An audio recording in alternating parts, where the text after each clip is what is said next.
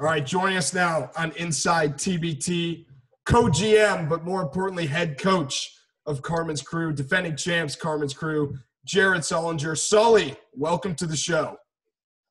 Thanks for having me. And I guess we'll start this interview off, even though we talked about it before, with thanking you again for helping to launch our professional podcasting careers, as you are our first guest that we ever had on any podcast. Hey, man, it was all y'all's hard work. Sully, so, I really want to jump right into it with this. Obviously, you guys are the defending champs, the 1 seed, but we saw a dominant House of Paign team in round 1, and you guys are squaring off against them in round 2. What are your early thoughts on them? Good game. I think Dom played really well. He dominated that game. I think 23-13. They're big. They're athletic, but I noticed they only have 8 people on the roster, so we should be able to get up and down the floor and be able to play all 10 guys because we're 10 deep this year. Your counterpart in terms of coaching is one of my good buddies, Michael Toole, former walk-on at Illinois. He has 0 professional coaching time on his resume. He's got nothing, but he's 1-0. So all I'm saying is be prepared to be out-coached. Oh, man, listen, I watched the game about 3 or 4 times already, and he's running some hell of a ATOs out there. I love it. They played through Dom.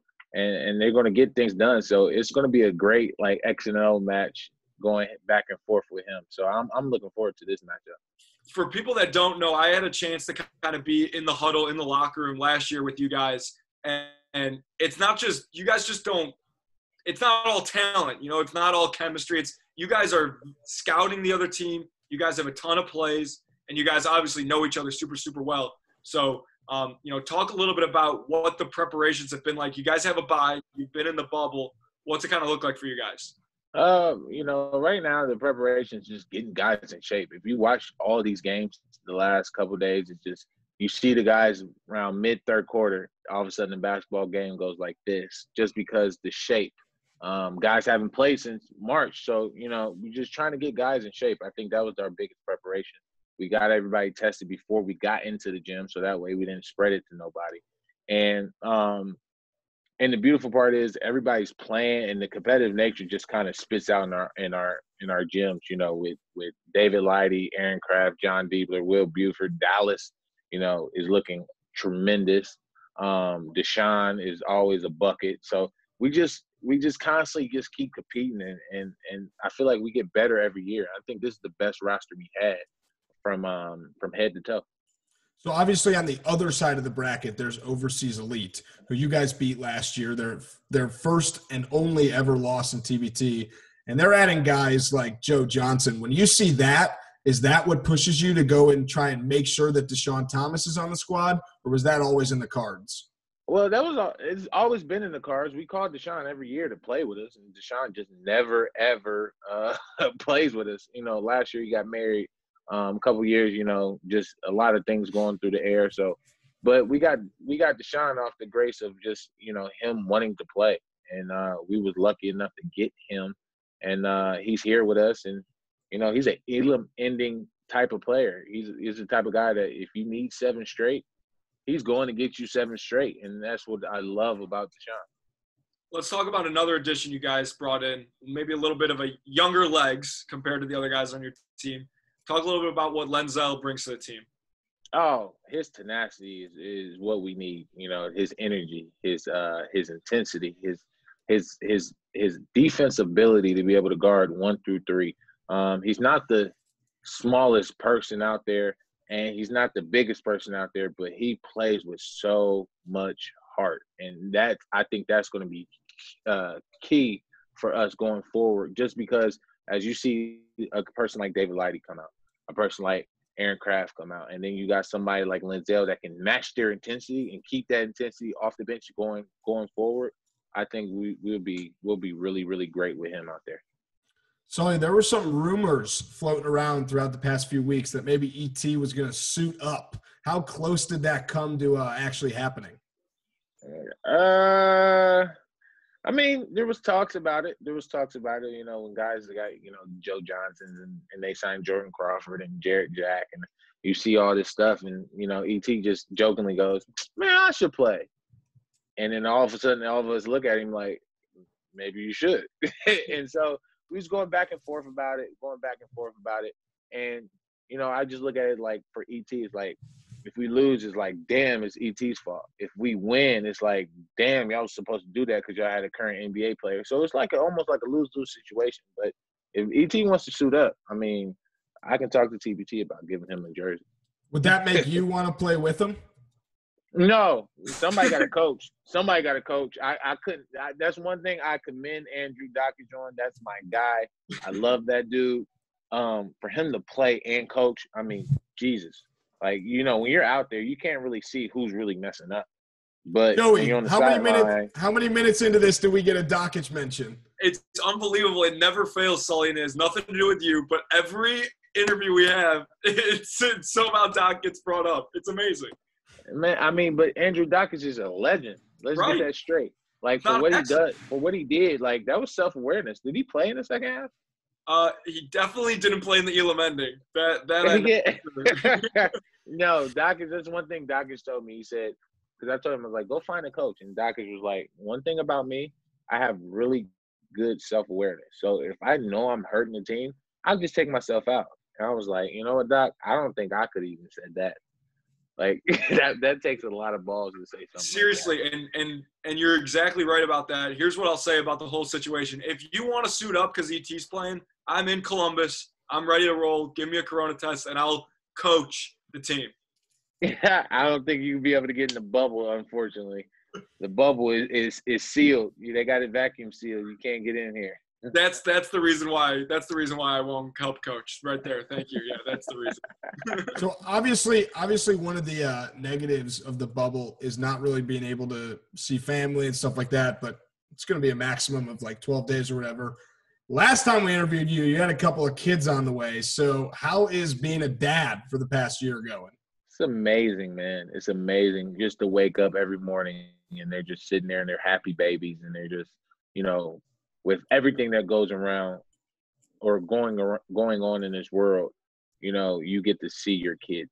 And, you know, I'm lucky enough that I wasn't playing at the time. I wasn't overseas. I didn't get caught into, you know, maybe they close the border, maybe they don't. I was able to be at home with my kids, enjoying them. So they made the pandemic and the quarantine go by real quick because having two babies is flying around the house, crawling.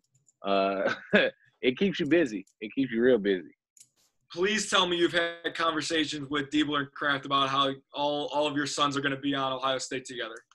Oh, we talk about AAU mostly. We talk about AAU. We're really working on AAU team. I think we're going to play up with Christian Buford, Will Buford's son. So we're already talking about it, man. We're looking forward to it, man. It's just like we get around each other. Before it was just us and our wives. Now it's just us, our wives, and our kids, and like it's just our group is growing and it's beautiful. I think Kraft and Diebler's kids will go to Ohio State, but Sully, I bet your son is going to be skipping college altogether and going right to the NBA. My son is huge, man. I don't know what to say about him, but he is huge, and he's only getting bigger by the hour. I wouldn't say the day; it's by the hour. He sleeps as soon as he wakes up. So he wakes up at 7, 8 o'clock. He eats and he goes right back to sleep. Like I'm still growing, Daddy, and it's just unbelievable. Oh man, I'm picturing, you know, maybe even a little dual sport athlete in his future. I don't know what your feelings are towards football, but he might be able to suit up as an 8th grader in high school. Well, I mean, dual would be ideal, but, you know, if he has any footwork like his father, then we're just going to stick to a one sport. Yeah, might as well capitalize on it, take advantage of it. That's what – hey, I did the same thing. They said, man, look at this guy's athleticism. Why would we have him play more than one sport? He might as well just focus on hoops. Yeah, I mean, it worked out for you.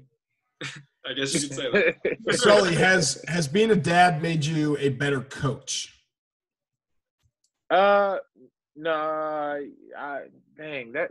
like a catch-22. Yeah, that's like a catch-22 question, you know, because it looks like you want to give your kids all the credit, and then at the same time, you want to give yourself credit for, like, you know, doing this. But honestly, my kids with the patience. You got to have patience, especially with 2 kids. My daughter Gemma, she is a wild child. She's everywhere, running around or walking around, not even walking, crawling around, soon to be walking.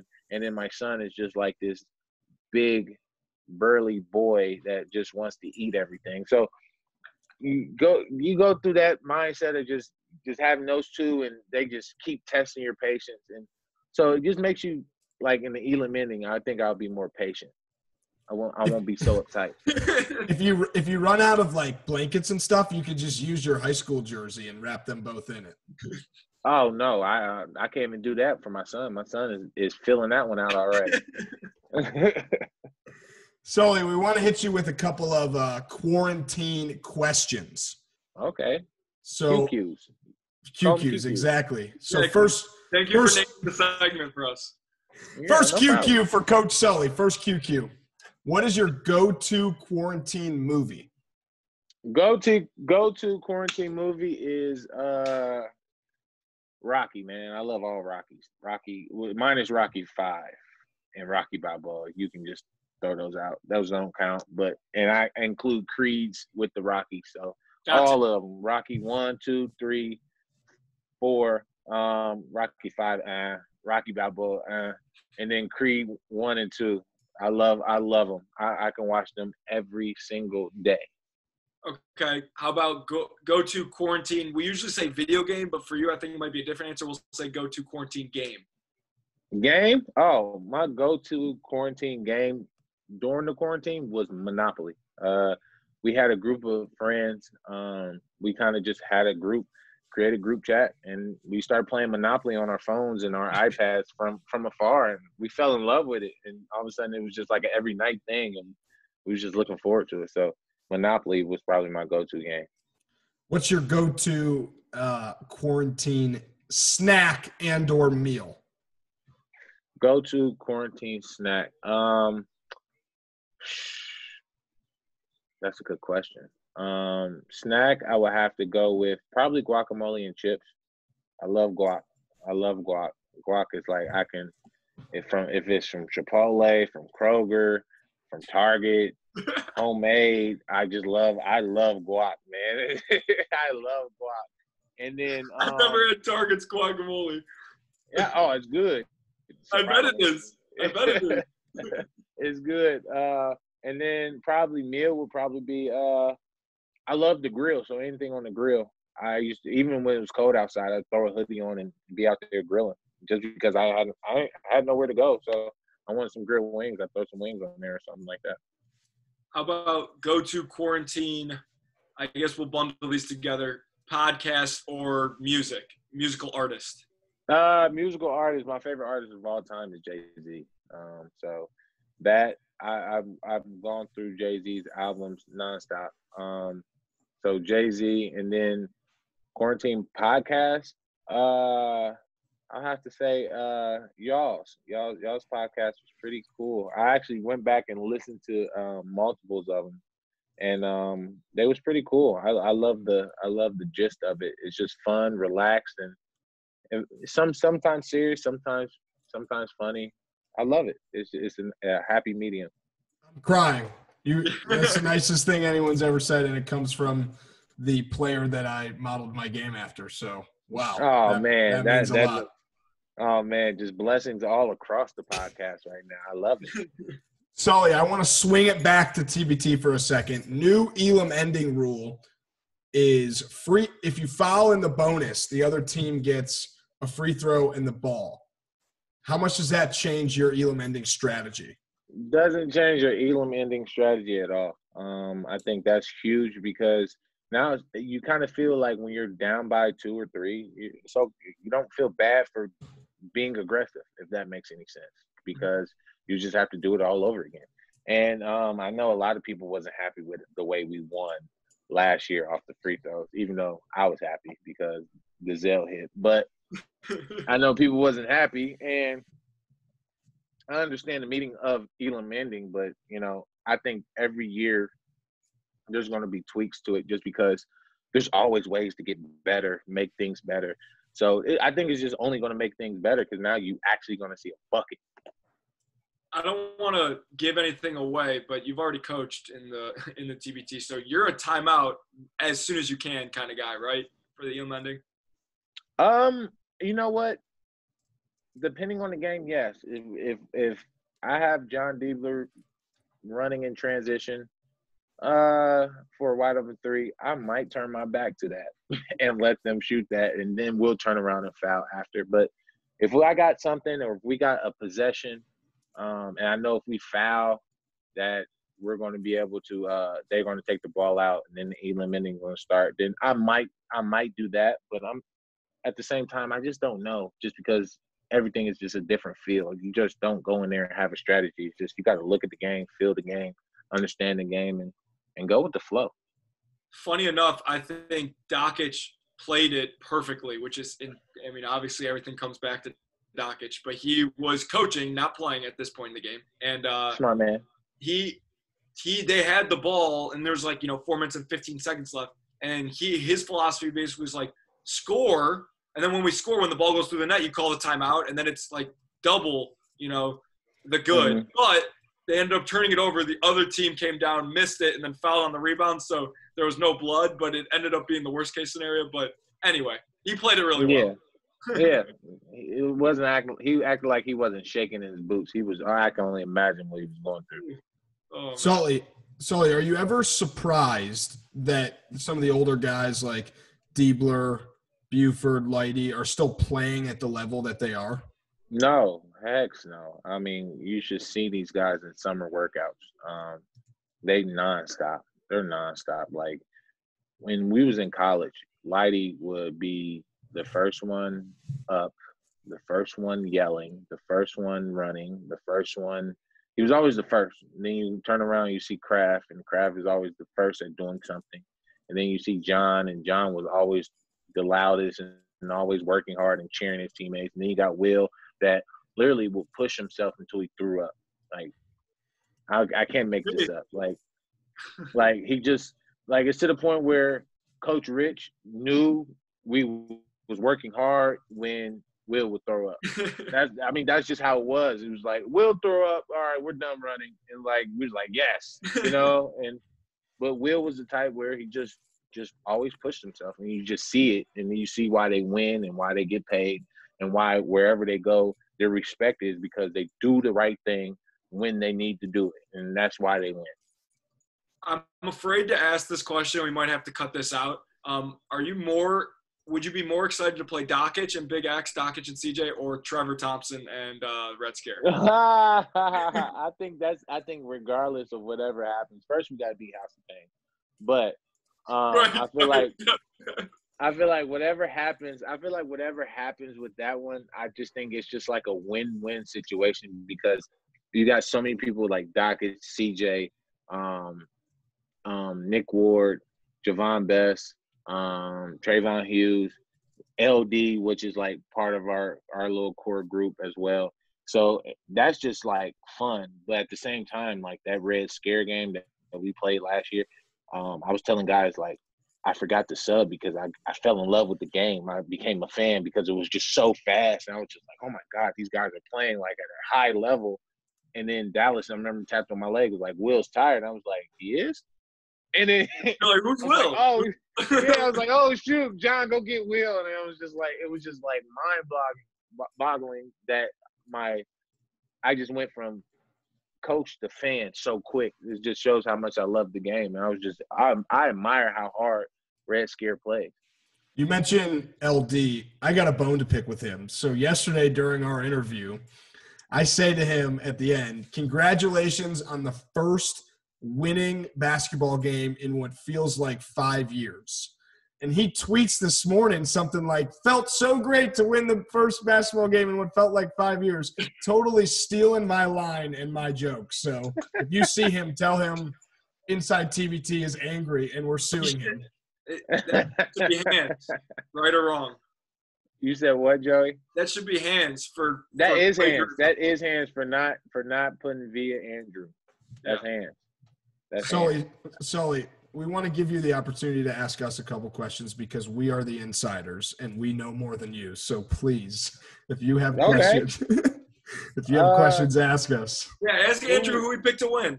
Yeah, that was the first question I was going to ask. Andrew, who did you pick to win? We at Inside TBT value different opinions. So I thought Joey was going to pick Carmen's crew, and it would be beneficial to the podcast if we didn't both have the same champion. But I also had a bunch of games, and we did our brackets, and then like 3 days later, a bunch of guys were out, and we had already released our brackets. But my initial bracket, I did have Overseas Elite beating Carmen's crew. So you want to ask him how he did in his predictions for the games yesterday? Yeah, that's a great question, Joey. That was the next question I was going to ask. Like, how did you – which was you, 0-4, 1-3? Well, there's an asterisk next to it because – so I lost the CP3 game, but I picked Mid-American Unity. I didn't pick Primetime Player, so that game is crossed out. All right? No. Went 2-1. I don't know. First of all, I don't know who made these rules. You picked it. You lost. Well, I picked Mid-American. I didn't pick a CP3 loss. I picked a Mid-American. Well, you should have picked win. CP3. That's the price. You inside the TBT, you had time to change it. And then I wasn't expecting our good friend Fletcher McGee to basically not play because Andres Feliz just locked him down, which was cool to see. So I lost that one. And then long-winded answer to say he went 0-4, Sully, and I went. I see. I went 0-4. Nice. That's good. I mean, you should take that to Vegas. But bad news, I have you guys winning your next game, so hopefully I reverse the trend. No. You had heard that today, so you're good. Oh yeah, I'm back. Yeah. Heard that. I'm back. Yeah, we also had Team Hines in the Final Four.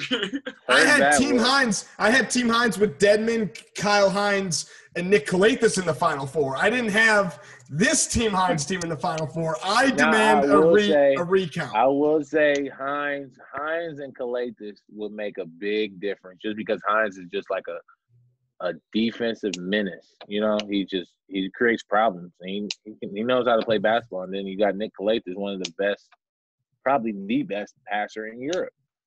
Yeah, I couldn't believe they didn't have Mike James on their team either. So, but who instantly would have become my favorite guy to watch probably in the tournament. Oh yeah, he's way up there. Mike James is probably the best best guard in Europe.